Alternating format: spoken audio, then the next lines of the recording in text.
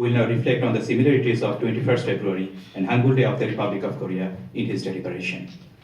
방글라데시와 한국은 모국어를 지키기 위해 희생을 한 나라들입니다. 다카 대학교의 교수인 사이풀 파루키님께서 2월 20일 모국어의 날과 한국의 한글날의 유사성에 대해서 말씀해 주시도록 하시겠습니다.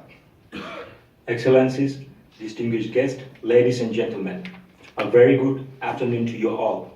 It is an honor to be present here today on the occasion of Language Martyrs Day of Bangladesh and International Mother Language Day, organized by the Embassy of Bangladesh in Seoul and facilitated by the Korean National Commission for UNESCO.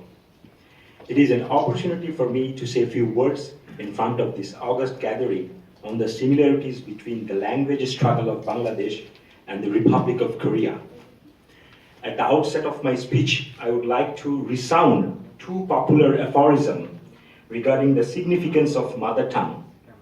The first one, a famous English writer, Samuel Johnson, said that, "I am always sorry when any language is lost, because languages are the pedigrees of nation."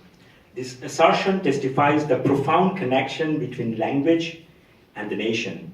Similarly, Nelson Mandela viewed that if you talk to a man in a language he understands, that goes to his head.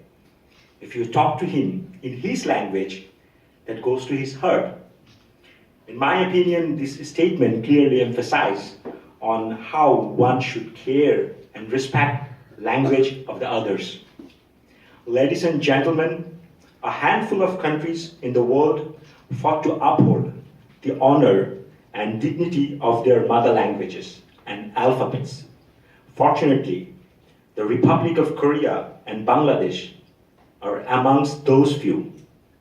We often forget that language is a powerful and important tool for preserving and developing our tangible and intangible heritage, our identity, and our culture.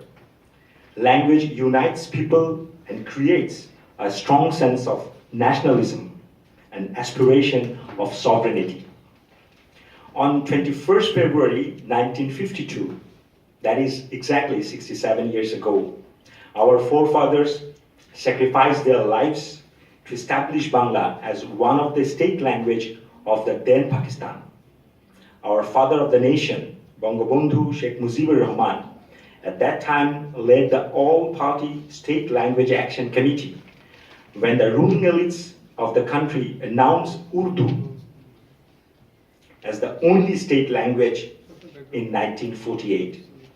It alienated the Bangla-speaking Bangladeshis, who constituted near about 56%, I repeat, 56% of the population at that time.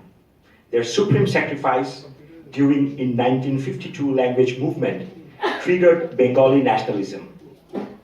Eventually, it led to 9-month blood-spattered War of Independence in 1971 and creation of an independent and sovereign Bangladesh.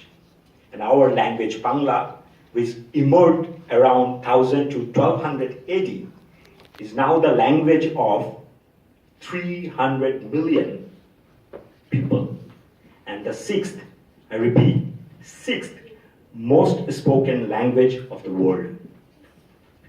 Recognizing the sacrifice of our fallen heroes, the UNESCO declared Bangladesh Language Martyrs Day, 21st February, as International Mother Language Day, to be observed all the countries of the world in 1999. To promote linguistic and cultural diversity and multilingualism globally, since 1952, Bangladesh has been commemorating this day as the Martyrs Day of Bangladesh. Ladies and gentlemen, when I was preparing my speech, I find striking similarities of Bangladesh language movement with the struggle of Korean people for the protection and preservation of Hangul during its occupation years in 20th century. As you are aware, King Sejong the Great, probably in Korean it's called Sejong Daewang, of Joseon dynasty cared about the common Korean people and wanted to lead the country to further prosperity. With his infinite wisdom and farsightedness, he therefore created the new Korean alphabet called Hangul, so that the commoners could learn those easily and lead the country towards development. But the 15th century Korean elites were not ready for this change, owing to the possibility of mass literacy by the commoners. With the use of Hangul, they were fearful to losing their privileges. Their strong opposition seized the possibility of further progress of the country.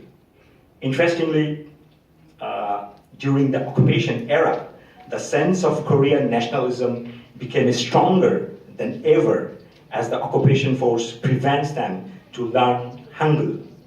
At that time, Hangul acted as the unifying force and led the country to the sovereignty after great sacrifice made by the common Koreans.